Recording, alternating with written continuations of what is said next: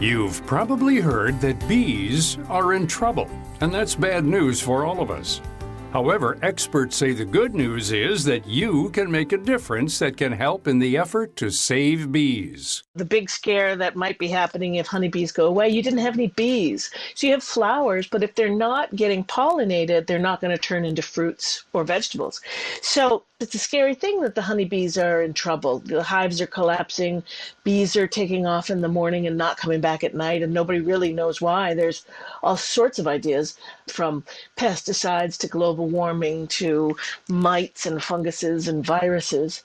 But if bees disappear, we're in trouble. That's Lynn Brunel, 4-time Emmy Award-winning writer for Bill Nye, the Science Guy, and author of Turn This Book into a Beehive, and 19 other experiments and activities that explore the amazing world of bees. Honeybees, they're not wild or native to America. They were brought over by the colonists. They've been beekeepers since caveman times. There have been drawings carved into the walls of caves that show mankind tending bees. So the honeybees have been curated and kept for a long period of time. They're not wild. Their gene pool is smaller.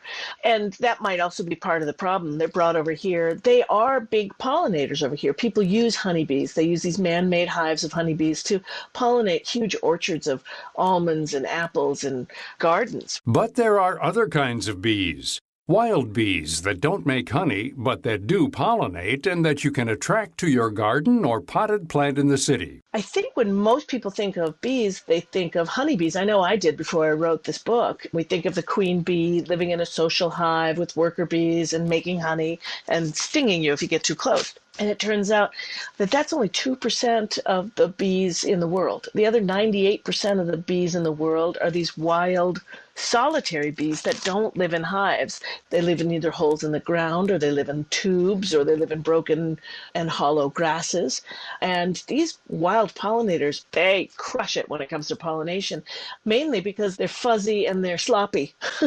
They come into a flower and they body slam the flower and they get covered with pollen, and well, they're looking for pollen and nectar, and then they go to the next blossom and body slam that flower, and they pollinate the flower 95% of the time. The great news is that you can attract these wild bees to your backyard or even to your potted plants in the city with a few simple household tools or with the slipcover of Brunel's book. I love the idea of being able to do science and being able to make a difference with stuff you already have around the house. And so the idea of taking the slipcover of this book, the dust cover, and taking it off, it's made out of a waterproof paper. You turn that inside out, and the last signature of pages in the book are only printed as illustrations. And the ink that's used in this book is soy ink, so it's not toxic to any animals. You tear those pages out of the book and roll them into tubes, and then you put those tubes in the inside-out cover and hang that up in your garden in a protected place. And if you have flowers, if you've got food, and if you've got mud, then these wild mason bees will come and make a home in there. And if they do that, then you're in luck, because I made the prototype last year, put it in my garden to make sure it worked, and I got to tell you, I've never had so many blueberries, raspberries, and strawberries. But even the wild bees are in trouble. However, because they have a bigger gene pool, they are not in as dire straits as domestic honeybees. They're not social bees, they're solitary bees. So they have quite a few differences between the honeybee and the mason bee. One of my favorites is with the honeybee, you've got one queen, and she's the keeper of all the genetic information. She lays all the eggs, so she's passing down the genes from generation to generation, just one organism. The rest of the bees are there to protect her and feed her. With the mason bee, every girl's a queen. So every female lays her own eggs. In fact, every female is kind of like a single mom. She finds the home, the hollow tube, the hollow space. She goes out and she gathers food, nectar and pollen. She comes back, she makes a pile of food. On that pile of food, when it's big enough, she lays an egg. And then she goes out and gets mud. She brings the mud back in and then actually spackles a wall to kind of wall off the compartment with the pile of food and the egg.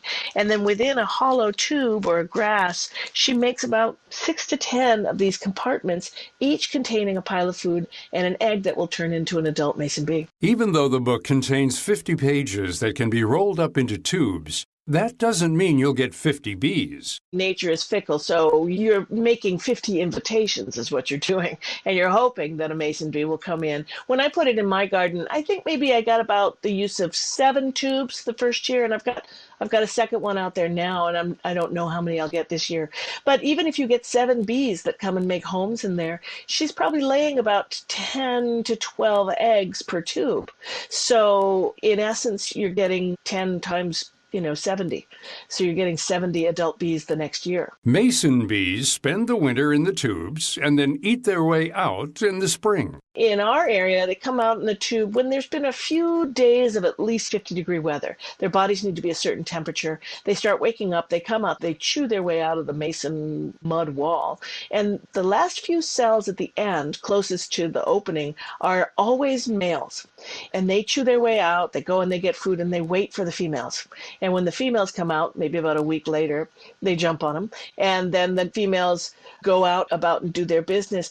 They save that genetic material that the males give them, and then they actually determine whether or not their eggs are going to turn into males or female.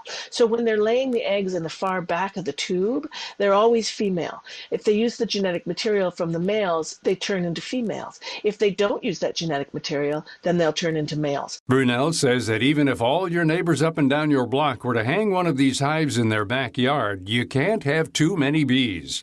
And the nice thing is that these wild bees don't sting. They're friendly. They stay pretty local. They have about a 300-foot radius. They like living near each other. They just don't live all in the same home like the social bees do. If you mess with them, they might poke you. But the reason why the social bees sting is because they've got so much to protect. They've got to protect that queen. They've got to protect, the fact that she's got all the genetic information of a hive. And all the worker bees are female in a social hive. And so they have the same anatomy as the queen, but they're not laying eggs. And the organ that the queen is using to lay eggs is the same organ in the worker bees. They use that as a stinger. They have a pool of venom back there.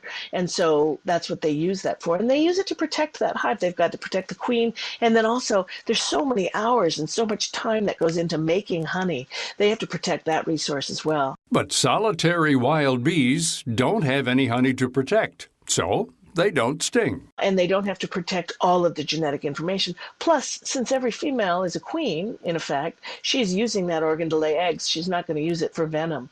So if you mess with them, they might poke you. But that's only if you squish them and, give them a hard time. They're actually really friendly. They land on your hand and they don't sting. Brunel says there are 25,000 species of bees in the world and that 4,000 of them live in the United States. She says there are about 150 different kinds of mason bees, so depending on how small you make your tubes, you'll attract different kinds of mason bees. In the wild, they're going to be looking for, hollow reeds that have been maybe snapped off in the wind, and those come in different diameters. But if you make a hive and put these different diameters in, then you're going to be inviting different species. I think I had maybe 3 different kinds of mason bees, at least in my garden this past summer. Some of them looked like bees. Some of them, traditional yellow and black. Some of them were these bright blue iridescent bugs that almost looked like flies, but they weren't. They were bees. And some of them were red and fuzzy, and they all lived happily together. And even if you live in the city, you can attract wild bees to help pollinate your potted plants. If you build it, they will come. You need the home, and you need flowers, and you need mud or water nearby so that they can actually make what they make. I just love the idea that this book is sort of a power tool, an environmental power tool for kids. If kids actually do this and put these up, no matter where they are, whether they live in a city, they can put it up on a fire escape. They can put it in a pea patch. If you have a yard, that's great. A garden, that's great too. But if you put these things up, actually they can make a difference and change the world. I mean, with all the worries that we have about the honeybee collapsing, if we make more spaces and if we invite these wild bees into our lives, then I think we're going to be coming out ahead of the game and turning it around. You can learn more about our guest, Lynn Brunel, and her book, Turn This Book into a Beehive, and 19 other experiments and activities that explore the amazing world of bees by visiting our website at viewpointsonline.net.